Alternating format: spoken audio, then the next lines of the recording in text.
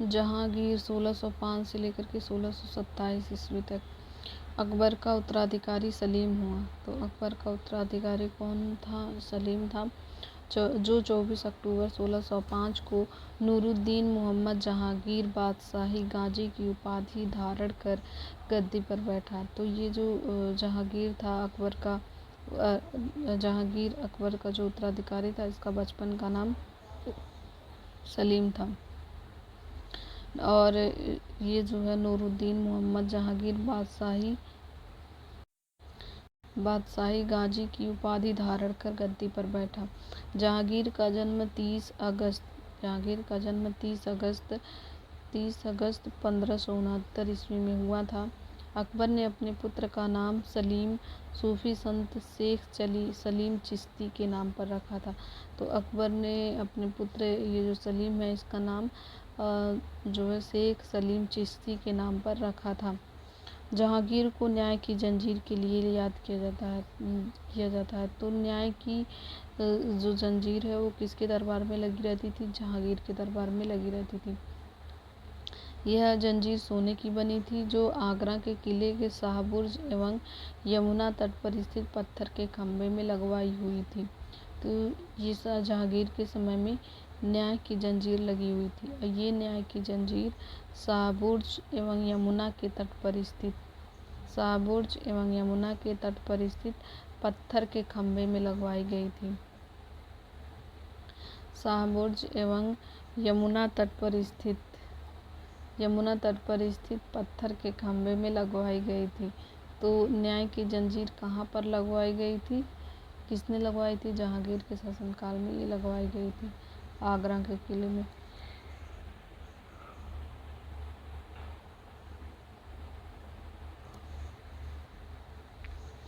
जहांगीर द्वारा शुरू की गई तुझ के जहांगीरी किसने शुरू की थी? जहांगीर ने। जहांगीर द्वारा शुरू किया गया तुझ के जहांगीरी नामक आत्मकथा को पूरा करने का श्रेय मोतबिंद खां को है। तो जहांगीर द्वारा शुरू किया गया था तुझ के जहांगीरी, किसके द्वारा शुरू किया गया था? जहांगीर के द्वारा शुरू किया गया था। और इसे पूरा करने का, तुझ के जहांगीरी को पूरा करने का श्रेय किसे दिया जाता है? मोतबिंद खां को दिया जाता है। तो इसे जो तुझ के जहांगीरी नामक आत्मकथा है जहांगीर की, इसे पूरा करने का श्रेय मोतबिंद खां को है। जहांगीर के सबसे बड़े पुत्र खुसरो ने 1606 ईस्वी में अपने पिता के विरुद्ध विद्रोह कर दिया। खुसरो और जहांगीर की सेना के बीच युद्ध जालंधर के निकट बहरावल नामक मैदान में हुआ। खुसरो को पकड़ कर कैद में डाल दिया गया। तो जो जहांगीर था, जहांगीर का बड़ा बेटा खुसरो था। जहांगीर का बड़ा बेटा खुसरो ने ही जहांगीर के विरुद्ध विद्रोह कर दिया था। तो बाप और बेटे के बीच में, जहांगीर और खुसरो के बीच में जालंधर के निकट बहरावल नामक मैदान में युद्ध होता है। जालंधर के निकट बाप और बेटे में युद्ध होता है। जहांगीर और खुसरो के बीच युद्ध होता है 1606 में जालंधर के निकट बहरावल नामक स्थान पर होता है। खुसरो की सहायता देने के कारण जहांगीर ने सिखों के 5वें गुरु अर्जुन देव को फांसी दिलवा दी। 5वें गुरु अर्जुन देव को फांसी दिला दी। जब बाप बेटे में युद्ध हो रहा था, यानी कि जहांगीर और खुसरो में युद्ध हो रहा था, तो खुसरो की सहायता सिखों के जो 5वें गुरु थे, सिखों के जो 5वें गुरु थे अर्जुन देव, उन्होंने हेल्प की थी खुसरो की, इसीलिए जहांगीर ने उनको फांसी दिला दी। खुसरो से गोइंदवाल में मिला था। और ये जो सिखों के जो 5वें गुरु अर्जुन देव हैं, ये जो है खुसरो से गोइंदवाल में मिले थे।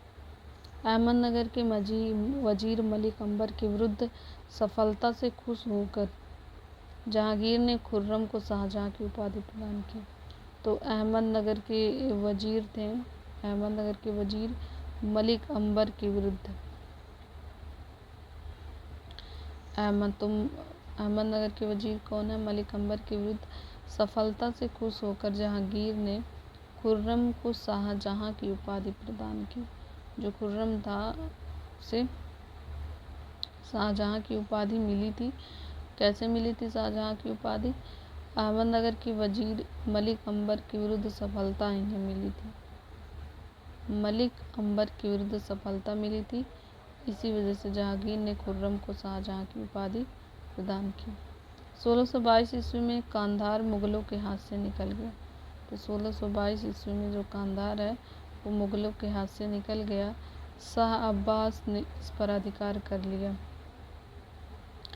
और तो ये इम्पोर्टेंट है कि शाहजहाँ खुर्रम को शाहजहाँ की उपाधि कैसे मिली थी।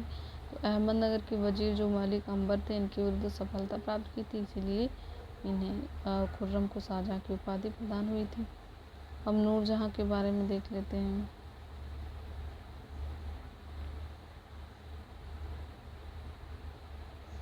नूरजहाँ,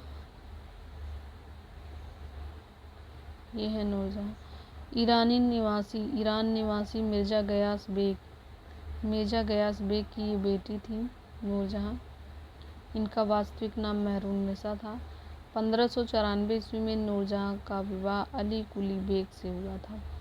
जहांगीर ने एक शेर मानने के कारण अली कुली बेग को शेर अफगान की उपाधि प्रदान की। 1607 ईस्वी में शेर अफगान की मृत्यु हो जाती है। 1607 में शेर अफगान की मृत्यु हो जाती है। तो अली कुली बेग जो होते हैं, नूरजहाँ के पहले पति अली कुली बेग हो रहते हैं। अली कुली बेग, जिसको जहांगीर ने शेर अफगान की उपाधि दी थी। फिर 1607 में शेर अफगान मतलब अली कुली बेग, इनकी मृत्यु हो जाती है। तो मृत्यु के बाद महरुन्निसा शेर अफगान की मृत्यु के बाद महरुन्निसा अकबर की विधवा सलीमा बेगम की सेवा में नियुक्त हुई। तो ये जो नूरजहाँ है ये ईरान निवासी मिर्जा गयास बेग की बेटी थी। इनकी बेटी ही थी नूरजहाँ। इनका बचपन का नाम महरुन्निसा था। ये नूरजहाँ का विवाह अली कुली बेग से संपन्न हुआ था। तो अकबर का बेटा यानी कि जहांगीर ने अली कुली बेग ने शेर को मारा था, इसलिए उन्हें शेर अफगान की उपाधि दी थी अली कुली बेग को। फिर 1607 में अली कुली बेग की डेथ हो जाती है। तो उनकी पत्नी महरुन्निसा से नूरजहाँ कहते हैं, उसे जो है अकबर ने अली कुली बेग की पत्नी महरुन्निसा को अकबर ने सलीमा बेगम की सेवा में नियुक्त हुई थी। महरुन्निसा अकबर की विधवा सलीमा बेगम की सेवा में नियुक्त हुई। और सर्वप्रथम जहांगीर ने नवरोज़ त्यौहार के अवसर पर महरुन्निसा को देखा था।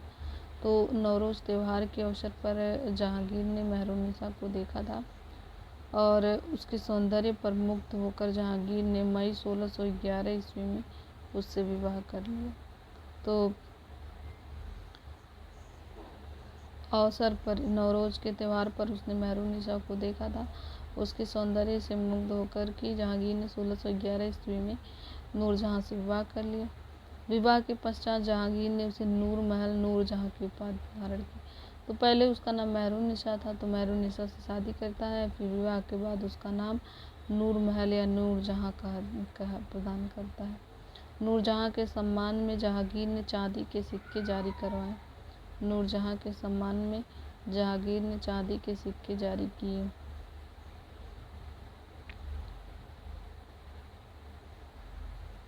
जहांगीर ने गयास बेग को शाही दीवान बनाया। तो महरुन्निसा के जो पापा थे गयास बेग, महरुन्निसा यानी कि पहले तो महरुन्निसा थी, लेकिन जब जहांगीर से शादी हो जाती तो जहांगीर उनका नाम नूरजहाँ रख देता है। तो नूरजहाँ के जो पिताजी थे गयास बेग, उसको शाही दीवान बनाया जहांगीर ने और इत्माद उद्दौला की उपाधि प्रदान की। तो गयास बेग को इत्माद उद्दौला की उपाधि प्रदान की। जहांगीर के शासनकाल में ईरानियों को उच्च पद प्राप्त हुए।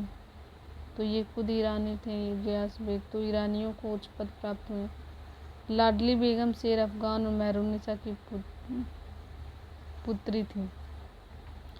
तो मेहरुन्निसा जिनका नाम नूरजहाँ था जहांगीर से शादी के बाद, इनके जो पहले पति मेहरुन्निसा के जो पहले पति हैं शेर अफ़गान यानी कि अली कुली बेग, उनकी एक बेटी थी लाडली बेगम, उसका नाम था लाडली बेगम, जिसकी शादी शाहजहाँ के पुत्र शहरयार के साथ हो गई। तो शाहजहाँ का पहले से एक बेटा था शहरयार, और जो मेहरुन्निसा जिससे वो शादी करते हैं उसकी भी बेटी एक होती है लाडली बेगम। तो लाडली बेगम की पुत्री शाहजहाँ ने अपने पुत्र शहरयार के साथ कर देता है। लाडली बेगम की शादी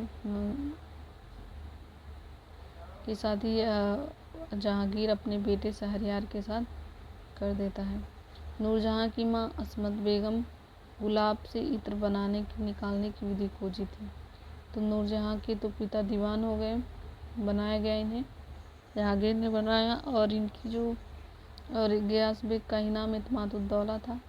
और ये जो नूरजहाँ थी इनकी मम्मी अस्मत बेगम थी। नूरजहाँ की माँ अस्मत बेगम थी। ये अस्मत बेगम गुलाब से इत्र निकालने की विधि खोजी थी। तो नूरजहाँ की माँ अस्मत बेगम ने गुलाब से इत्र निकालने की विधि खोजी थी। महावत खां ने झेलम नदी के तट पर 1626 ईस्वी में जहांगीर, नूरजहाँ एवं उसके भाई आसफ खां को बंदी बना लिया था। तो महावत खां ने क्या किया था, झेलम नदी के तट पर जहांगीर को और उसकी पत्नी नूरजहाँ को और नूरजहाँ के भाई आसफ खां, तो महावत खां ने जहांगीर और उसकी पत्नी नूरजहाँ और नूरजहाँ का भाई आसफ खां को बंदी बना लिया था। जहांगीर के 4 पुत्र थे, खुसरो, परवेज, खुर्रम, शहरयार, जहांदार, 5 पुत्र थे। तो जो शहरयार था उसी की शादी नूरजहाँ की जो पहले पति से जो बेटी थी लाडली बेगम, उसी से करवा देता है, और खुसरो ही आगे जाकर के शाहजहाँ बनता है। खुसरो तो जहांगीर के विरुद्ध विद्रोह कर देता है, इसलिए दोनों के बीच में भैरववाल की लड़ाई होती है और खुसरो को कैद कर देता है। और शहरयार की शादी लाडली बेगम से हो जाती है। बचा खुर्रम को ही शाहजहाँ की उपाधि देता है। शाहजहाँ क्यों शाहजहाँ की उपाधि देता है? क्योंकि खुर्रम ने मलिक अंबर के विरुद्ध, अहमदनगर के वजीर मलिक अंबर के विरुद्ध सफलता से खुश होकर के जहांगीर ने खुर्रम को शाहजहाँ की उपाधि देता है। फिर उसके बाद है 28 अक्टूबर 1627 को भीमवार नामक स्थान पर जहांगीर की मृत्यु हो गई। तो जहांगीर की मृत्यु कहाँ पर हुई थी? भीमवार नामक स्थान पर जहांगीर की मृत्यु हो जाती है। शहादरा लाहौर में रावी नदी के किनारे दफनाया गया। और जहांगीर को शहादरा लाहौर में, शहादरा जो अब लाहौर कहा जाता है, रावी नदी के किनारे दफनाया गया। तो जहांगीर की मृत्यु कब हुई, कहाँ हुई थी? भीमवार में हुई थी। और शहादरा लाहौर में रावी नदी के किनारे से दफनाया गया था। मुगल चित्रकला अपने चरमोत्कर्ष पर जहांगीर के शासनकाल में पहुंची। तो ये जो मुगल चित्रकला है वो अपने चरमोत्कर्ष पर किसके शासनकाल में पहुंची थी? जहांगीर के शासनकाल में पहुंची थी।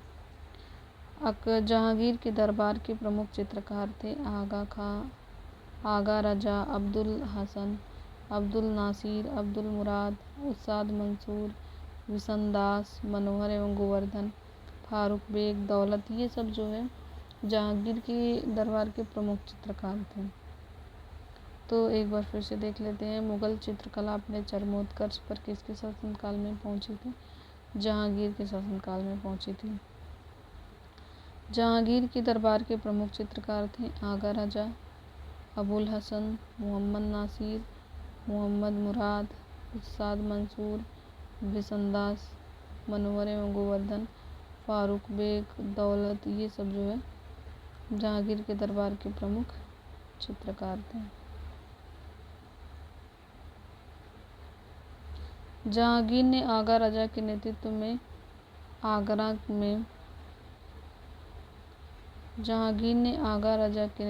आगरा में एक चित्रशाला की स्थापना की। तो जहांगीर क्या करता है कि आगा राजा के नेतृत्व में आगरा में एक चित्रशाला की स्थापना की। मुगलों के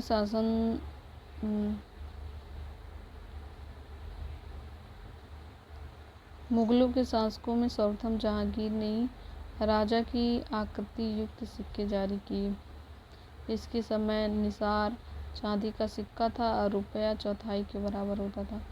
तो जहांगीर के समय में जो निसार था वो चांदी का सिक्का था, जो रुपया था वो चौथाई के बराबर होता था।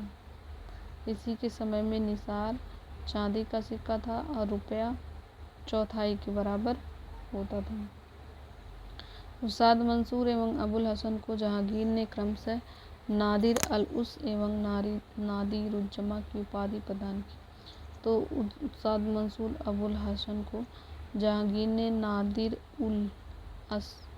अल उस नादिरुज्जमा की उपाधि प्रदान की। इसने संस्कृत के कवि जगन्नाथ को पंडित राज की उपाधि दी। तो ये जो जहांगीर होता है ये संस्कृत के कवि होते हैं, जगन्नाथ को पंडित राज की उपाधि प्रदान की। उस्ताद मंसूर एवं अबुल हसन को जहांगीर ने क्रमशः नादिर अल उस एवं नादिरुज्जमा की उपाधि प्रदान की और इसने संस्कृत के कवि जगन्नाथ को पंडित राज की उपाधि प्रदान की। इसने संस्कृत के कवि जो जगन्नाथ थे उनको जो है पंडित राज की उपाधि प्रदान की। ये पूछा जाता है पंडित राज की उपाधि किसे प्रदान की गई, तो कवि जगन्नाथ को प्रदान की गई। और किसने प्रदान की थी, तो जहांगीर ने प्रदान की थी। और जहांगीर ये जो जब कवि जगन्नाथ थे ये संस्कृत के कवि थे। जहांगीर ने अपनी आत्मकथा में लिखा कि कोई भी चित्र चाहे किसी भी मृत व्यक्ति या जीवित व्यक्ति द्वारा बनाया गया हो, देखते ही तुरंत बता सकता हूँ कि यह किस चित्रकार की कृति है। यदि किसी चेहरे पर आँख किसी एक चित्रकार ने और भौहें किसी और ने बनाई हो, तो भी जान लेता हूँ कि आँख किसने और भौहें किसने बनाई है। तो सबसे ज़्यादा चित्रकला अपने चरमोत्कर्ष पर किसकी टाइम में पहुँचा था, जहांगीर के समय में पहुँचा था। जहांगीर के समय को चित्रकला का स्वर्ण काल कहा जाता है। तो जहांगीर का जो समय होता है उसे चित्रकला का स्वर्ण काल कहा जाता है। एक बार फिर से देख लेते हैं। जहांगीर ने कहा कि अगर कोई चित्र बनाया हो उसमें आँख किसी और ने बनाया हो, भौहें किसी और ने बनाई है, तो मैं देख करके बता सकता हूँ कि आँख किस चित्रकार ने बनाई है और भौहें किस चित्रकार ने बनाई है। उसे इतना चित्रकला पसंद था और वो इतना जानता, चाहे वो जीवित व्यक्ति का बना हो चित्र, चाहे वो मृत व्यक्ति का चित्र बना हो। जहांगीर के समय को चित्रकला का स्वर्ण काल कहा जाता है। तो जहांगीर के समय में चित्रकला को स्वर्ण काल कहा जाता है। एतमाद-उद-दौला वो गयास बेग जो नूरजहाँ के पिताजी थे का मकबरा 1626 ईस्वी में नूरजहाँ बेगम ने बनवाया था। तो नूरजहाँ बेगम मतलब बेटी ने अपने पिताजी के लिए इमाद-उद-दौला का मकबरा बनवाया था, नूरजहाँ ने बनवाया था। मुगलकालीन वास्तुकला के अंतर्गत निर्मित यह प्रथम ऐसी इमारत थी जो पूर्ण रूप से बेदाग संगमरमर से निर्मित था। तो ये जो नूरजहाँ ने अपने पिताजी की जो मकबरा बनवाया था ये बेदाग संगमरमर से निर्मित मकबरा था। सर्वप्रथम इसी इमारत में पीतल द्यूरा नामक जड़ाऊ काम किया गया था। तो नूरजहाँ बेगम ने अपने पिताजी के लिए जो मकबरा बनवाया था एतमाद-उद-दौला का मकबरा 1626 ईस्वी में, ये इसी में पहली बार पित्रा द्यूरा नामक एक जड़ाऊ काम किया गया। पित्रा द्यूरा नामक एक जड़ाऊ काम पहली बार किया गया एतमाद-उद-दौला के मकबरे में। और यह सफ़ेद संगमरमर का बना हुआ था, निर्मित है। अशोक के कौशाम्बी स्तंभ वर्तमान में प्रयाग, तो जो कौशाम्बी स्तंभ है उसको प्रयाग में ला करके रख दिया गया है, उसे अब प्रयाग स्तंभ कहते हैं। पर समुद्रगुप्त की प्रयाग प्रशस्ति और जहांगीर का लेख उत्कीर्ण है। तो जो कौशाम्बी स्तंभ है, जिसे प्रयाग स्तंभ कहते हैं, तो ये अशोक का जो स्तंभ था उस पर समुद्रगुप्त की प्रयाग प्रशस्ति और जहांगीर का लेख उत्कीर्ण है। समुद्रगुप्त की प्रयाग प्रशस्ति और जहांगीर का लेख उत्कीर्ण है। अशोक के कौशाम्बी स्तंभ वर्तमान में प्रयाग पर समुद्रगुप्त की प्रयाग प्रशस्ति और तथा जहांगीर का लेख उत्कीर्ण है। समुद्रगुप्त की प्रयाग प्रशस्ति तथा जहांगीर का लेख उत्कीर्ण है। जहांगीर के मकबरे का निर्माण नूरजहां ने करवाया था। तो जो जहांगीर का मकबरा है उसका निर्माण जहांगीर ने करवाया था। जहांगीर के मकबरे का निर्माण किसने करवाया था? नूरजहां ने करवाया था। मतलब अपने पिता की भी उसने मकबरा बनवाया और अपने पति के लिए भी मकबरा बनवाया था नूरजहां ने।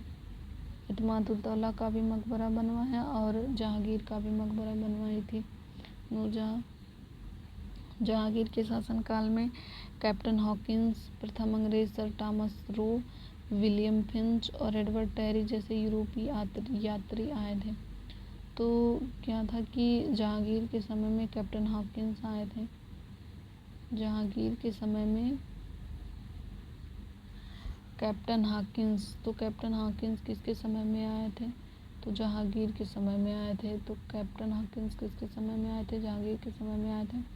पहला अंग्रेज था जो आया था जहांगीर के समय में, सर टॉमस रो जहांगीर के समय आए थे और विलियम फिंच जहांगीर के समय में, एडवर्ड टेरो भी जहांगीर के समय में, सर टॉमस रो जहांगीर के समय में, विलियम फिंच जहांगीर के समय में, एडवर्ड टेरी ये भी जहांगीर के समय में आया था। ये जैसे यूरोपीय यात्री आए थे। भारत में तंबाकू की खेती सर्वप्रथम जहांगीर के शासनकाल में प्रारंभ हुई। तो तंबाकू की खेती कब प्रारंभ हुई थी? जहांगीर के शासनकाल में। तंबाकू की खेती कब प्रारंभ हुई थी? तंबाकू की जो खेती है वो जहांगीर के शासनकाल में प्रारंभ हुई थी। भारत में तंबाकू की खेती किसके शासनकाल में प्रारंभ हुई थी? तो जहांगीर के शासनकाल में। जहांगीर के शासनकाल में प्रारंभ हुई थी। पुर्तगाली से ब्राजील से लाए थे। तो तंबाकू को कौन लाया था? पुर्तगालियों द्वारा सर्वप्रथम 1605 ईस्वी में दक्षिण में तंबाकू की खेती प्रारंभ किया गया। तो तंबाकू की खेती किसने प्रारंभ किया था? पुर्तगालियों ने प्रारंभ किया था। और ये पुर्तगाली तंबाकू कहाँ से लाए थे? ब्राज़ील से लेकर के आए थे। ब्राज़ील से लेकर के ये तंबाकू वे आए थे। तो पुर्तगालियों ने तंबाकू कहाँ से लाया था? ब्राज़ील से लाया था। जहांगीर के समय ही मराठे पहली बार मुगलों की सेवा में 1620 ईस्वी में आए। जहांगीर के समय में ही मराठे पहली बार, जहांगीर के समय में मराठे जो साउथ इंडिया के जो मराठे थे वे पहली बार मुगलों की सेवा में 1620 ईस्वी में आए। फिर उसके बाद है शाहजहां, 1627 से लेकर के 1657। जहांगीर के बाद सिंहासन पर शाहजहां बैठता है। जहांगीर के बाद सिंहासन पर कौन बैठता है? शाहजहां।